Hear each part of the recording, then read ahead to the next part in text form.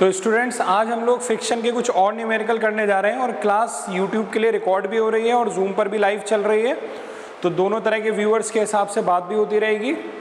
Question मैंने board पे लिख रखा है। इससे पहले हम लोगों ने हॉरिजॉन्टल प्लेन पर अगर कोई ब्लॉक है तो वो भी डिस्कस किया है, अगर इंक्लाइंड प्लेन पर कोई ब्लॉक है तो वो भी डिस्कस किया है, अगर ब्लॉक के ऊपर ब्लॉक है तो वो भी डिस्कस किया है।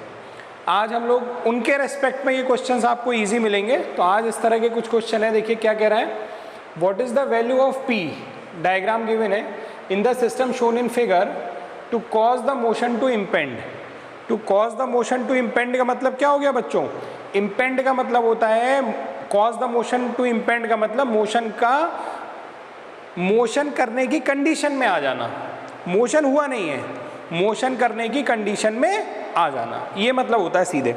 तो अब आप सोचो, अगर P की वजह से मोशन होगा, अगर मोशन आपका P की वजह से होगा तो किधर होगा, राइट होगा या लेफ्ट होगा? जल्दी से आंसर कीजिए सब लोग, राइट होगा या लेफ्ट होगा अगर P की वजह से होगा तो?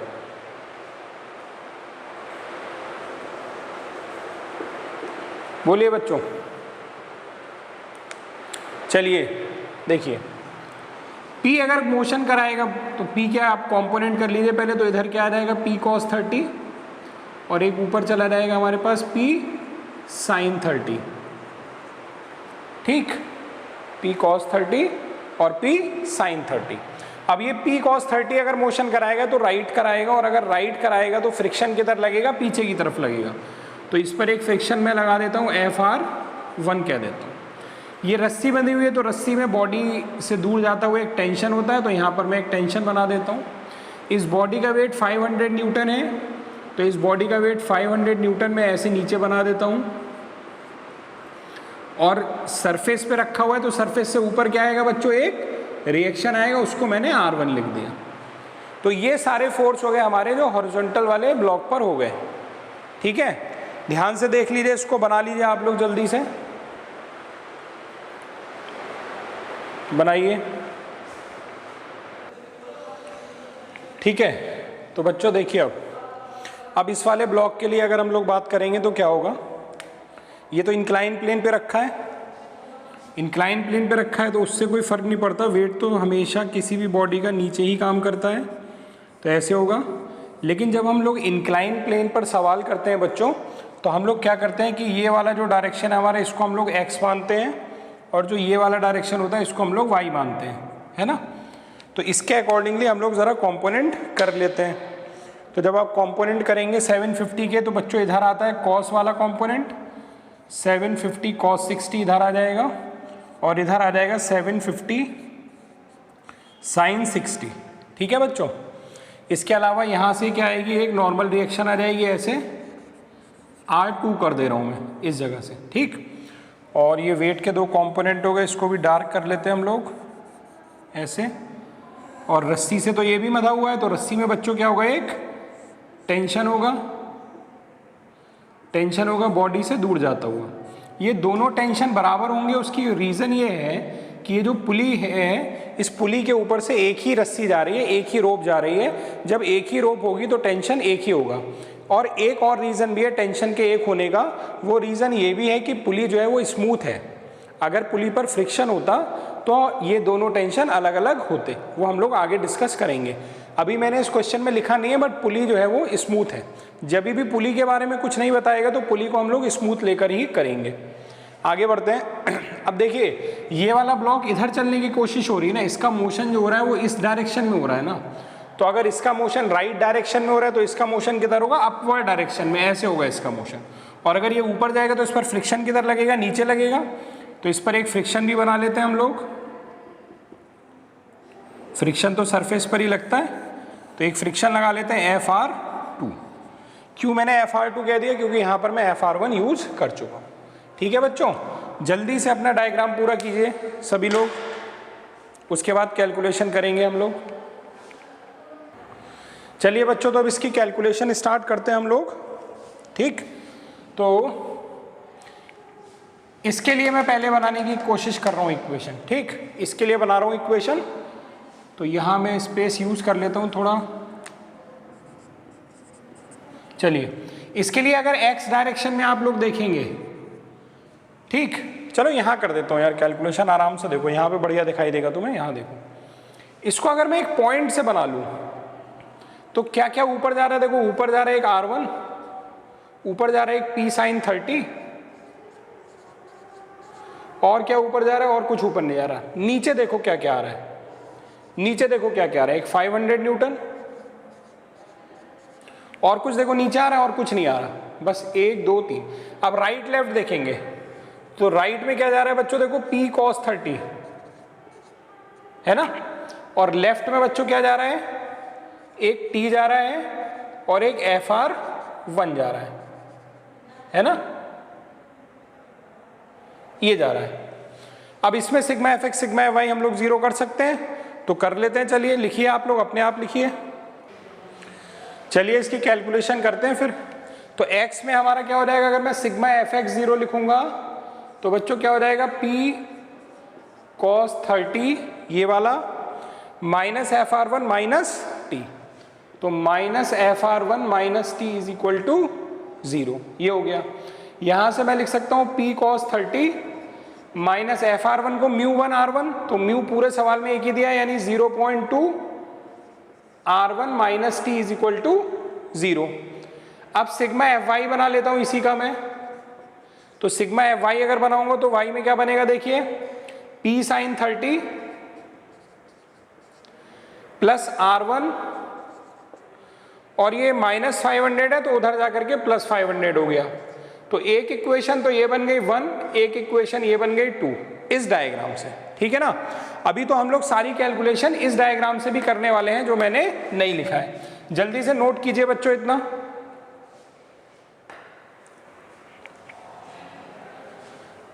नोट कीजिए जल्दी से।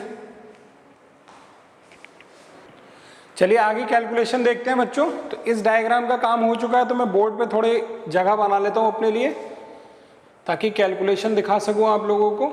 ये भी मिटा देता हूं। अब देखिए जरा, इस वाले डायग्राम के लिए देखेंगे हम लोग।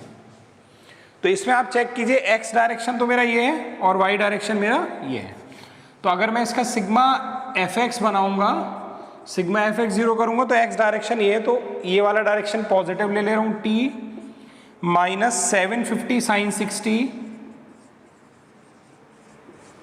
माइनस FR2, और कुछ भी है, और कुछ नहीं है, इज इक्वल टू 0। यहां से t माइनस FR2 की वैल्यू कितनी हो गई, 0.2 R2 माइनस 750, बल्कि माइनस है उधर ले जाओ प्लस हो जाएगा क्योंकि 750 साइन 60 की वैल्यू तो पता है। ये बन गई इक्वेशन नंबर 3। अब आते हैं सिग्मा एफ वाई पर। तो अगर मैं सिग्मा एफ वाई की वैल्यू यहाँ से कैलकुलेट करने की कोशिश करूँ तो ऊपर जा रहा है R2 माइनस नीचे आ रहा है 750 cos 60, 750 cos 60 is equal to 0। तो यहाँ से R2 की वैल्यू कितनी हो जाएगी, 750 cos 60। cos 60 की वैल्यू होती है 1/2, तो इसको हाफ कर देंगे हम लोग, तो 375 आ जाएगा। ये R2 की वैल्यू आ गई। इस R2 की वैल्यू को अगर उठा करके, इस R2 की वैल्यू को उठा करके अगर यहाँ रख देंगे तो हमें T कैलकुलेट हो जाएगा। रखें, देखिए T minus 0.2 into 375 is equal to 750 sine 60 की वैल्यू कैलकुलेट कर लेता हूँ मैं कैलकुलेटर से।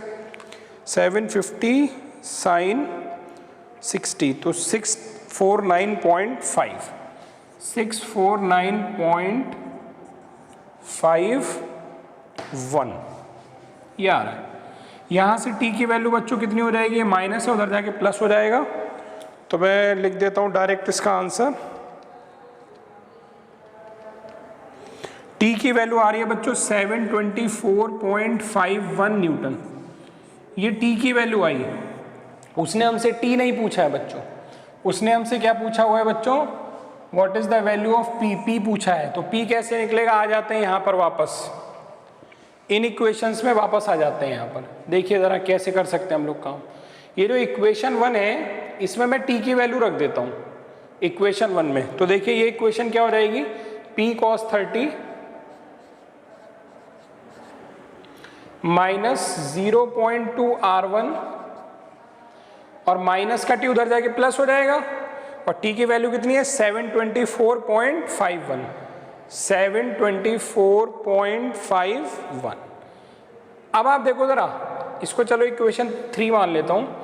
इस इक्वेशन को देखिए और इस इक्वेशन को देखिए, ये भी P और R1 में एक इक्वेशन है, ये भी P और R1 में एक इक्वेशन है। दोनों को कैलकुलेटर से A1 B1 C1 वाले मेथड से सॉल्व करेंगे तो हमको P की वैल्यू मिल जाएगी कि नहीं मिल जाएगी, जल्दी बताइए, बोलिए। ठीक है बच्चों, तो इस क्वेश्चन का आंसर आएगा 853 न्यूटन। साथ ही साथ ऊपर मैंने ब्लू कलर से नया क्वेश्चन भी लिख दिया, उसको भी पढ़ लीजिए। चलिए स्टूडेंट, सेकंड क्वेश्चन देखते हैं। डायग्राम इसमें गिवन है, इस वाले ब्लॉक का वेट अननोन है W और इस वाले ब्लॉक का वेट है 1000 न्यूटन। कोफिशिएंट ऑफ फ्रिक्शन 0.25 यहाँ के लिए भी, यहाँ के लिए भी, और पुली स्मूथ है। Find least and greatest value of W, यानी W की कम से कम वैल्यू टू मेंटेन, और ये शॉर्ट में बच्चों मैंने EQBM इक्विलिब्रियम लिखा है, मतलब सिस्टम रुका रहे, ऐसी W की लीस्ट और ग्रेटेस्ट वैल्यू हमें बतानी है। मतलब क्या है इस बात का समझते हैं। जैसे ये 1000 न्यूटन का है ना, तो इसका वेट ऐसे नीचे आएगा, लेकिन इंक्लाइन पर है, तो हम लोग कैसे काम करेंगे, इसके कंपोनेंट करके, है ना।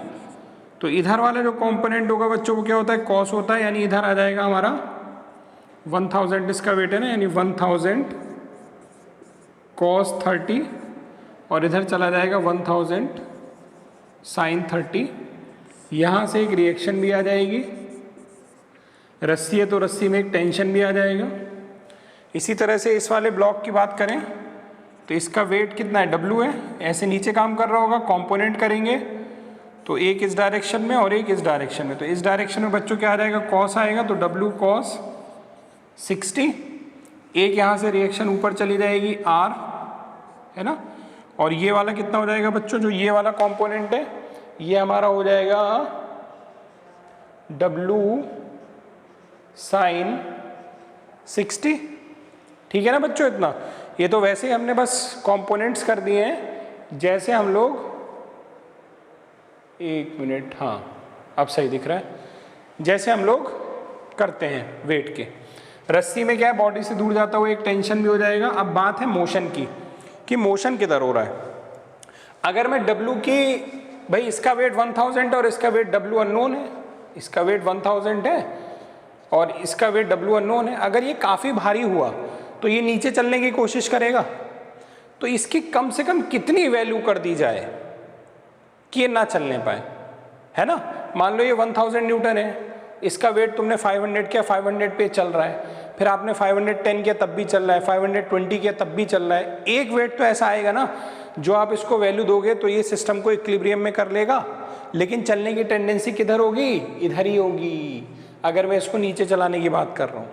तो अगर मैं इसकी लीस्ट वैल्यू की बात करता हूँ, यानी मैं मानूंगा कि ये हल्का हो गया है और ये भारी हो गया। अगर मैं लीस्ट की बात कर रहा हूँ तो मैं ये मानूंगा ये हल्का है और ये भारी है, तो ये इधर चलने की कोशिश कर रहा है, लेकिन फिर भी वो कम से कम वैल्यू इतनी है कि उसने जस्ट रुका है, चलने की कंडीशन में है लेकिन जस्ट रुका है, चलने वाला है। ठीक है बच्चों, तो इसका मतलब मैंने मोशन इधर कंसीडर किया है। कौन सा केस में लेके चल रहा हूं, व्हेन W इज लीस्ट। इसमें दो पार्ट है बच्चों, लीस्ट एंड ग्रेटेस्ट। जब ग्रेटेस्ट करोगे तो मोशन उल्टा हो जाएगा बस, तो वो पार्ट आप खुद करना, एक पार्ट मैं आपको सिखाता हूं। चलिए देखिए, तो मोशन हमने मान ही लिया है।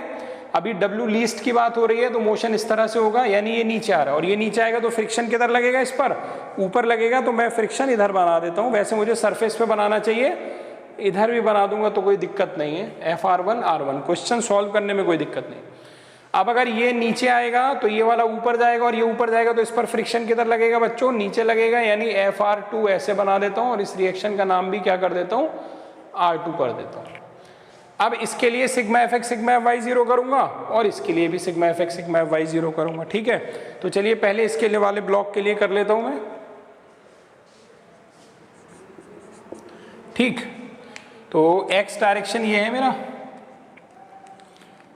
अगर मैं इसको प्लस ले लूं, sigma F X is equal to 0 कर रहा हूं, अगर मैं इसको प्लस ले लूं तो क्या होगा, T plus FR1 minus 1000 sine 30 is equal to 0, T plus F R one की जगह क्या आ जाएगा, म्यू आर वन, तो म्यू की वैल्यू 0.25 है, 0.25 आर वन, और ये माइनस का 1000 साइन 30 उस साइड जाएगा, इसकी वैल्यू निकालोगे तो ये 500 होता है। Equation number 1 sigma F x है। अब इसी का सिग्मा एफ वाई बनाने की कोशिश करता हूँ। तो अगर सिग्मा एफ वाई हम लोग बनाएंगे बच्चों तो क्या बनेगा, ऊपर R1 जा रहा है, नीचे 100 cos 30 जा रहा है, तो ये रहेगा R1 माइनस 100 नहीं 1000 cos 30 इज इक्वल टू 0। ये वैल्यू इक्वल टू को उधर ले जाएगी तो R1 की वैल्यू तो पूरी पूरी यहीं से पता चल गई। कैलकुलेट कर लेते हैं जल्दी से। 1000 cos 30 866.02, ये R1 की वैल्यू आ गई। अगर इस R1 की वैल्यू को उठा करके मैं यहाँ पुट कर दूंगा तो मुझे T की वैल्यू मिल जाएगी, नहीं मिल जाएगी? तो चलिए निकाल लेते हैं। तो यहाँ से हो जाएगा T प्लस 0.25 R1 यानी 866.02 इज इक्वल टू 500, इसमें रखा। इसको मैं जल्दी से कैलकुलेट कर देता हूँ, देखते हैं T की वैल्यू क्या हो रही है। 866.02, तो बच्चों ये 283 आ रहा है। यहाँ से जो T की वैल्यू आ रही है वो कितनी आ रही है, 283.49 न्यूटन आ रही है T की वैल्यू। इतना समझ में आया बच्चों सबको? जल्दी बोलिए। ठीक है, नोट कीजिए, इतना नोट करिए जल्दी से। चलिए बच्चों, तो हमारे पास T की वैल्यू तो आ गई है। अब हम लोग कैलकुलेशन करेंगे इस वाले डायग्राम के लिए और W की वैल्यू निकालने की कोशिश करेंगे। चलिए, तो मैं यहाँ कर देता हूँ। अगर इस डायग्राम की हम लोग बात करें तो x डायरेक्शन हमारा ये हो गया, x डायरेक्शन में T ऊपर जा रहा है, FR2 नीचे और W sin 60 नीचे है। तो अगर इसके लिए हम सिग्मा fx लिखने की कोशिश करेंगे तो क्या हो जाएगा, T minus FR2 minus W sin 60 is equal to 0। ठीक, और सिग्मा fy लिखेंगे, बल्कि यहाँ पर T की वैल्यू डाल देते हैं, T की वैल्यू तो निकाल रखी है ना। तो 283.49 माइनस FR2 यानी 0.μr2 0.25 R2 minus W sin 60, तो minus W sin 60 is equal to 0, minus W sin 60 is equal to 0। यहाँ पर देखिए ये वैल्यू तो हमें नोन है ना, तो इक्वल टू के उधर ले जाएंगे। तो मैं एक काम कर रहा हूँ, ये दोनों माइनस के हैं, इन दोनों को इक्वल टू के उधर ले जा रहा हूँ तो प्लस हो जाएंगे। तो 0.25 R2 plus W sin 60 is equal to, इसको इधर ही छोड़ दिया तो 283.49। ये एक इक्वेशन हमारे पास बन गई R2 में और W में सिग्मा fx से। अब हम लोग इसी डायग्राम का अगर सिग्मा fy करने की कोशिश करेंगे, देखिए बच्चों सिग्मा fy अगर हम लोग करने की कोशिश करेंगे तो ऊपर R2 जा रहा है और नीचे W cos 60 जा रहा है। तो हम लोग इक्वेशन लिख सकते हैं सिग्मा fy की भी यहाँ पर।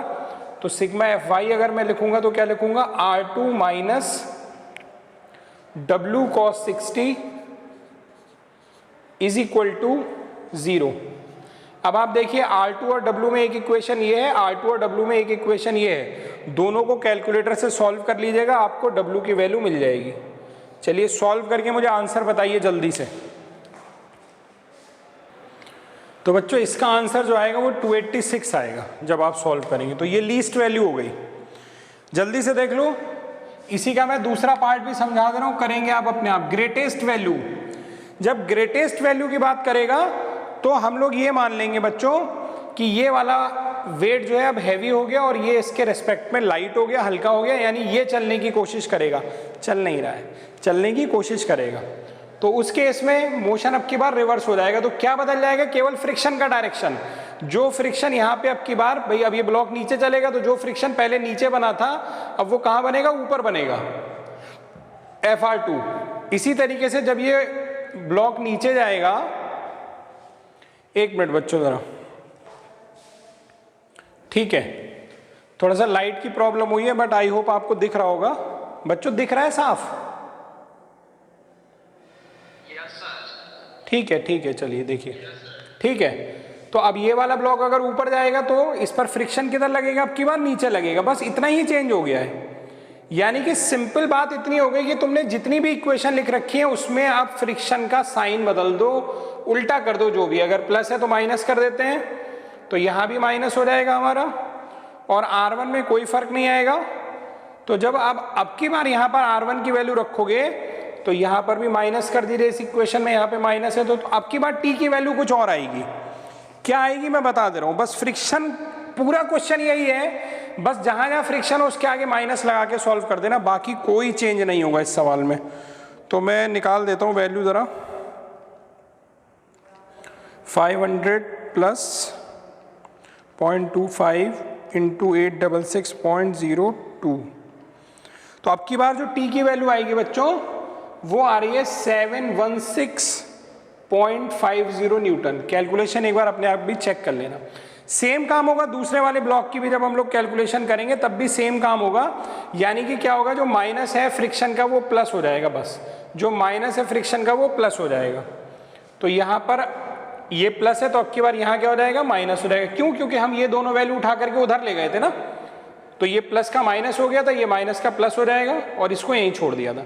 तो अब की बार इन दोनों इक्वेशन को सॉल्व कर लेना तो W की मैक्सिमम वैल्यू आ जाएगी, वो आप अपने आप करिएगा। क्या समझ में आया? सेकंड पार्ट में केवल डायरेक्शन ऑफ मोशन चेंज हो रहा है, तो केवल और केवल फ्रिक्शन जहां पर भी आपने जो साइन लिया था उसको रिवर्स कर देना, बाकी पूरी कैलकुलेशन ऐसे ही रहेगी। ठीक है?